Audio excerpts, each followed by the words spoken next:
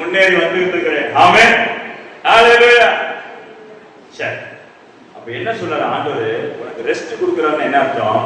விரோதியை எடுத்து போடுறார். ஆமென். அந்த வருஷங்கள்ல விரோதி, இந்த வருஷம் உனக்கு விரோதி இருக்க மாட்டான். ஹalleluya. விரோதி எல்லாம் மாற போற, ஓடி போற. ஹalleluya.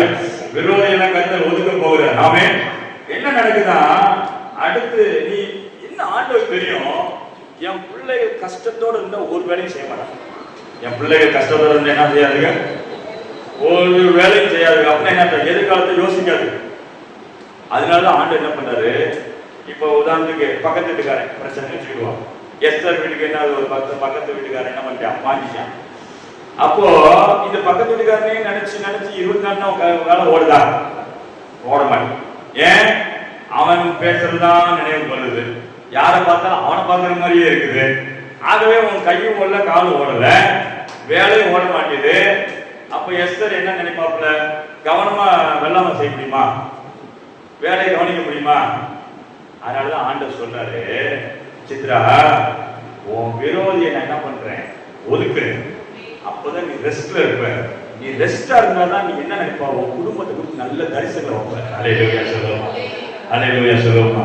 புரிஞ்சுக்கலாம், பாயிண்ட் புரிஞ்சுக்கலாம். நீங்க எவ்வளவு அளவுக்கு ரெஸ்ட்ல இருக்கீங்களோ அப்பதான் உங்க குடும்பத்தை குறித்து, உங்க ஃபியூச்சரை குறித்து யோசிப்பீங்க. வீடை கட்டணும், வீடை போடணும், பணத்தை எப்படி வர வைக்கணும்னு சொல்லி ஒரு யோசனை மாதிரி வரும். அதுதான் இங்க நடக்குது.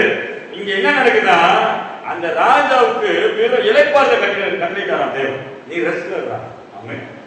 அந்த ராஜாவுக்கு இலைப்பாறுத கட்டளை, ஆசா ராஜாவுக்கு இலைப்பாறு கொடுத்துட்டு விரோதியை எடுத்துட்டாரு. என்ன பண்ணாரு?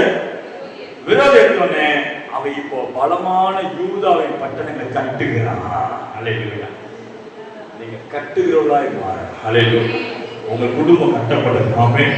உங்க பொருளாதாரம் கட்டப்படணும், உங்கள் தொழில் கட்டப்படணும். திரும்ப சொல்ற, தொழில் கட்டப்படணும். அல்லேலூயா. மேல வரணும். அல்லேலூயா. வீடு கட்டப்படணும். அல்லேலூயா. எந்த அளவுக்கு நீங்க ரெஸ்டா இருப்பீங்களோ அந்த அளவுக்கு நீங்க ஆசீர்வாதமா இருப்பீங்க. ஆமென். சொல்லுங்க, ரெஸ்ட் அது பெஸ்ட். ஆமென். சொல்லுங்க, ரெஸ்ட் எனக்கு பெஸ்ட். இங்கிலீஷ்ல கத்துங்க சித்ரா. ரெஸ்ட் உங்க வீட்டுக்கு போய் சொல்ல, ரெஸ்ட் என்ன சொல்ற, ரெஸ்ட் அது பெஸ்ட்.